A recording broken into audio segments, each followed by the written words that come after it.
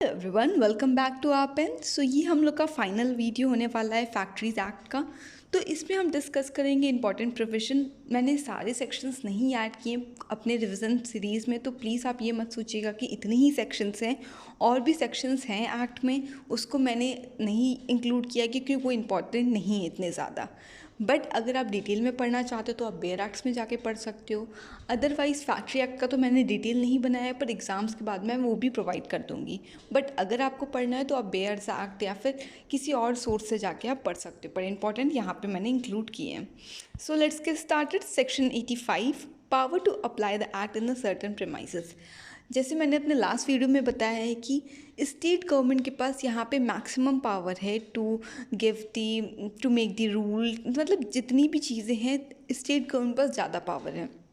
तो इस सेक्शन के अंदर भी स्टेट गवर्नमेंट को पावर मिलती है कि जहाँ भी ये एक्ट अप्लाई नहीं हो रहा है, आई मीन जो फैक्ट्री के डेफिनेशन में इंक्लूडेड नहीं थे। फैक्ट्री की डेफिनेशन क्या थी? वो एरिया, वो प्रेमाइसेस जहाँ पे aid of the power use हो रहा है मैन्युफैक्चरिंग के लिए और वहाँ पे 10 से ज़्यादा लोग काम कर रहे हैं, तो उसे हम फैक्ट्री कह रहे थे। मान लीजिए वहाँ 10 से ज़्यादा लोग नहीं, 9 लोग ही काम कर रहे हैं, तो स्टेट गवर्नमेंट के पास पावर है कि वहाँ पे वो एक्ट अप्लाई करवा सकती है। और सेम अगर वहाँ पे एड ऑफ द पावर नहीं यूज़ हो रहा है, मैन्युफैक्चरिंग प्रोसेस तब भी हो रही है और 20 से ज़्यादा लोग हैं, तो फैक्ट्री कहलाता था। अगर वहाँ पे 20 से ज़्यादा लोग नहीं हैं और स्टेट गवर्नमेंट चाहती है कि वहाँ वो अप्लाई हो, तो स्टेट गवर्नमेंट के पास पावर है कि वहाँ पे वो अप्लाई कर सकती है। तो इस सेक्शन में इतना सही है, बस आपको याद रखना है स्टेट गवर्नमेंट के पास पावर दी गई है। फिर नेक्स्ट आ जाता है पेनाल्टीज़। मैंने बहुत सारे सेक्शन स्किप किए हुए हैं क्योंकि वो इतने मेजर सेक्शन नहीं थे। अगर आपको लगता है तो आप रेफ़र कर सकते हो। सो ये सेक्शन है 92, जनरल पेनाल्टीज़। मतलब अगर कोई भी आप कॉन्ट्रावेंट करते हो इस पूरे एक्ट के अंदर, तो आपके ऊपर जनरल पेनाल्टी कितनी लगेगी, ऑक्यूपायर के पर कितनी लगेगी, ये जितनी भी है ऑक्यूपायर पे है। जहाँ पे भी वर्कर के लिए होगी वो मैं बता दूंगी, पर जितनी भी इसमें है अभी मैंने दी हुई है वो ऑक्यूपायर पे। सो जनरल पेनाल्टी ऑक्यूपायर पे कितना लग सकता है? अगर वो कुछ भी कॉन्ट्रावेंट करता है तो इम्प्रिजमेंट में बी एक्सटेंड टू 2 ईयर और फाइन 1 लाख और बोथ।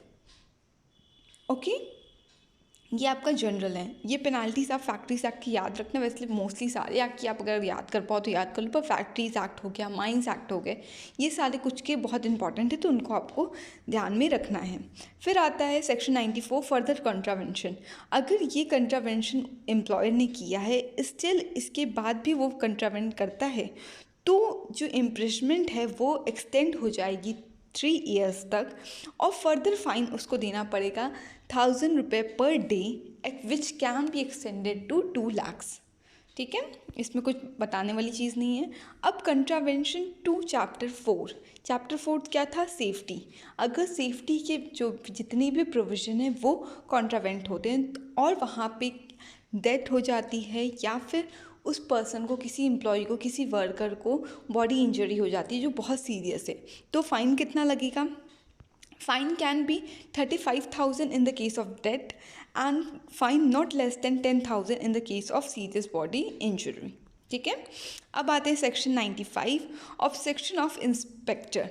अगर इंस्पेक्टर इंस्पेक्ट करने आता है किसी फैक्ट्री में और आपका जो ऑक्यूपायर है, मैनेजर है, एम्प्लॉयर है, वो कंपाइल नहीं कर रहा है उसके साथ, वो उसके साथ कोऑपरेट नहीं कर रहा है, उसको ऑब्स्ट्रक्ट कर रहा है, तो उसको जेल कितनी हो सकती है? Imprisonment of 6 months and fine can be 10,000 और मे बी बोथ, ये दोनों हो सकता है। अगर under section 96, wrongfully disclosal result of analysis under section 91, अगर आपने जो डिस्क्लोज़ किया है इन्फॉर्मेशन, आपने गलत इन्फॉर्मेशन या रिजल्ट डिस्क्लोज़ किया अंडर सेक्शन 91 में, तो आपको कितना इम्प्रिजमेंट हो सकता है? 6 months का, और फाइन कैन बी 10,000 रुपी और बोथ। अब आता है, ये बहुत इंपॉर्टेंट है, सेक्शन 96A, और ये किस लिए है? Contravention of provision section 41B, 41C and 41H।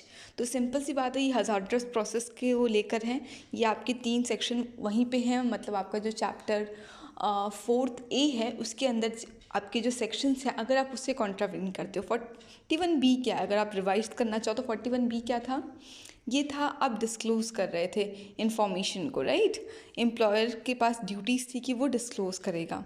Records बनाएगा एंड एवरीथिंग। एच क्या था, राइट ऑफ वर्कर था कि उसको पता होना चाहिए, अवेयर होना चाहिए, उसको वॉर्न होना चाहिए रिगार्डिंग दी हज़ार्डस प्रोसेस। तो अगर आप ये सब कॉन्ट्रावेंट करते हो तो क्या होता है, तो ये सबसे इसमें सीवियर आपका पेनाल्टी है, जो इम्प्रिजमेंट है 7 ईयर की और फाइन अप टू 2 लाख रुपये है, और बोथ हो सकता है। अगर फिर भी कंटिन्यू करता है तो फाइन में एक्सटेंड 5,000 पर डे, और अगर कॉन्ट्रावेंट करता गया बियॉन्ड अ ईयर तो इम्प्रिजमेंट 10 ईयर तक हो सकती है। सेक्शन 97 ऑफेंस बाय वर्कर, अगर वर्कर ऑफेंस करता है तो उसके लिए फ़ाइन से 500 है। सो आप ऐसे भी ध्यान रख सकते हो कि एम्प्लॉयर के ऊपर फ़ाइन ज़्यादा लगती है, और अगर कहीं भी वर्कर पे कोई भी फ़ाइन लग रही है तो वो थोड़ी सी माइन्यूट होगी, या फिर इन कंपेयर टू एम्प्लॉयर काफ़ी कम होगी। अगर using false certificate of fitness, अगर कोई भी false certificate of fitness use कर रहा है तो क्या होगा, फाइन अप टू 1,000 रुपी और इम्प्रिजमेंट में which can be extend to 2 months. तो ये आपकी 2 मंथ तक एक्सटेंड की जा सकती है। That's all for the video. मैं अमेंडमेंट की वीडियो आई थिंक 1 और 2 डेज़ में अपडेट कर दूँगी। आई होप आपके लिए ये जितने भी सीरीज़ के रिविज़न सीरीज़ के वीडियोस हैं वो हेल्पफुल होंगे रिवाइज़ करने के लिए। तो प्लीज़ चैनल को सब्सक्राइब कर दीजिए और फ्रेंड्स में शेयर कर दीजिए। Thank you.